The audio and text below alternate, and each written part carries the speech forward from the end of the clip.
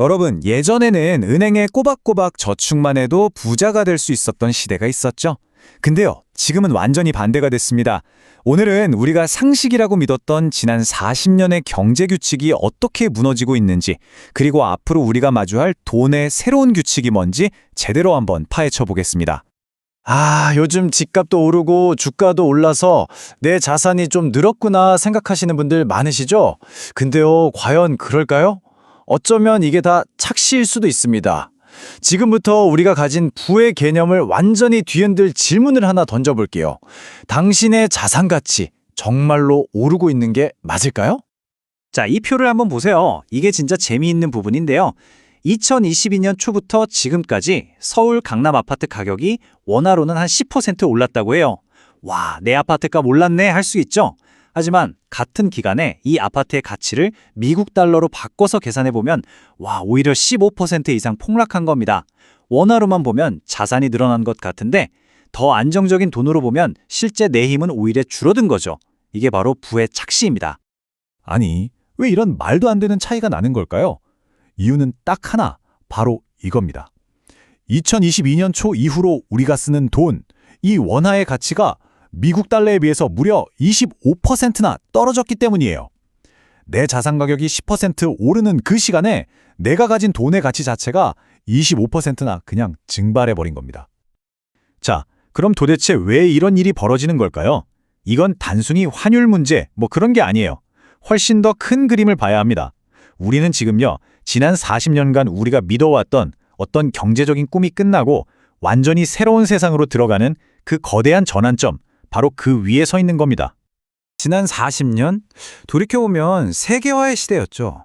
특히 중국, 베트남 같은 나라들이 세계 시장에 뛰어들면서 진짜 말도 안 되는 싼값에 물건을 막 찍어냈잖아요. 전 세계 중앙은행들이 돈을 그렇게나 많이 풀었는데도 물가가 안정적이었던 이유? 바로 이겁니다. 이 값싼 도덕력과 자원 덕분이었던 거죠. 그런데 이제는요, 그 게임의 룰이 180도 바뀌어버렸습니다. 우리는 저물가 시대의 끝을 보고 있고, 이제는 탈세계화, 자원 무기화, 이런 것들 때문에 인플레이션이 계속해서 우리를 위협하는 그런 새로운 현실로 들어온 겁니다. 더 이상 값싼 노동력에 기댈 수 있는 시대는 끝났다는 거죠. 근데 문제가 여기서 끝이 아니에요. 더 큰 게 남아 있습니다. 바로 정부가 진 빚, 어마어마한 빚이죠. 옛날 로마 제국이 빚 갚으려고 은화에 막 다른 걸 섞어서 가치를 떨어뜨렸던 거랑 똑같아요. 지금 전 세계 정부들도 빚이 너무 많으니까 가장 쉬운 방법이 뭘까요?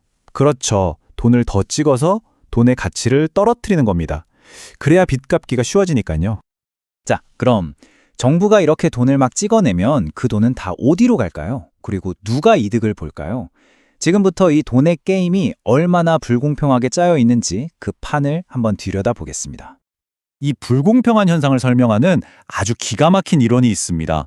바로 칸티용 효과라는 건데요. 간단히 말해서 돈을 찍어낼수록 부자는 더 부자가 되고 가난한 사람은 더 가난해지는 그 원리를 설명하는 거예요. 자, 흐름을 보세요. 아주 간단해요. 첫째, 중앙은행이 돈을 찍죠. 둘째, 그 돈은 시중은행으로 갑니다. 셋째, 은행은 이 돈을 누구한테 빌려줄까요? 당연히 신용도 높은 부자들한테 아주 싼 이자로 빌려주죠. 넷째, 그럼 부자들은 그 돈으로 뭘 할까요? 주식 사고 부동산 삽니다. 자산 가격은 폭등하죠. 마지막으로 그럼 나머지 90%의 사람들은요, 자산 오르는 혜택은 하나도 못 보고 나중에 물가만 잔뜩 오른 세상에서 살아야 하는 거예요. 이게 바로 이 게임의 현실입니다. 이런 현상은 사실 전 세계가 겪고 있는 건데 이상하게도 유독 우리나라, 한국에서는 이게 훨씬 더 빠르고 심각하게 진행되고 있어요. 여기에는 아주 특별한 이유가 숨어 있습니다. 이 숫자 정말 믿기시나요? 2022년 1월부터 지금까지 한국이 미국보다 무려 7배나 빠른 속도로 돈을 풀었다는 겁니다. M2, 그러니까 시중에 풀린 돈의 양이요. 세상에서 가장 안전하다는 달러보다 7배나 더 돈을 찍어냈으니 원화 가치가 떨어지는 건 어떻게 보면 너무나 당연한 결과 아닐까요? 아니, 근데 이렇게 돈을 많이 풀었는데도 한국 경제가 어떻게 버티고 있는 걸까요? 그 비밀이 바로 인구 구조에 있습니다. 이게 아주 절묘해요. 서양의 베이비붐 세대는 이제 은퇴해서 돈을 뺏어 쓰고 있거든요. 근데 한국의 베이비붐 세대는 아직 한창 돈을 벌고 저축하고 있어요. 이분들이 계속해서 시장에 돈을 공급해 주니까 우리나라가 지금의 낮은 금리를 간신히 유지하고 있는 겁니다. 하지만 이게 영원할까요? 절대 아니죠. 전문가들은 딱 3년, 길게 봐도 5년이라고 말합니다. 이 시간 안에 한국 베이비 부머들도 은퇴를 시작할 거고요. 그럼 시장의 돈 공급이 확 줄어들겠죠? 그럼 금리는요? 튈 수밖에 없습니다. 우리에게 남은 이 저금리의 시간은 정말 얼마 남지 않은 그야말로 골든타임일 수 있다는 겁니다. 자, 여기까지 들으면 좀 암울하게 느껴지실 수도 있어요. 그런데요, 가장 중요한 이야기는 지금부터입니다. 이런 거대한 변화의 시기는요, 역사적으로 보면 언제나 가장 큰 기회를 만들어냈습니다. 위기는 곧 기회라는 말 정말 이럴 때 쓰는 거죠. 투자의 현인 워런 버핏이 이런 말을 했죠. 썰물이 빠져나가야 비로소 누가 벌거벗고 수영했는지 알 수 있다. 지금이 바로 그 썰물 때입니다. 경제의 큰 흐름이 바뀌면서 준비 안 된 사람들은 다 드러나겠지만 반대로 이걸 미리 알고 준비한 사람들한테는 정말 인생을 바꿀 만한 기회가 열린다는 뜻입니다. 이건 그냥 하는 말이 아니에요. 역사가 이걸 증명하거든요. 생각해보세요. 우리가 다 망했다고 생각했던 1998년 IMF 외환위기, 그리고 2008년 글로벌 금융위기.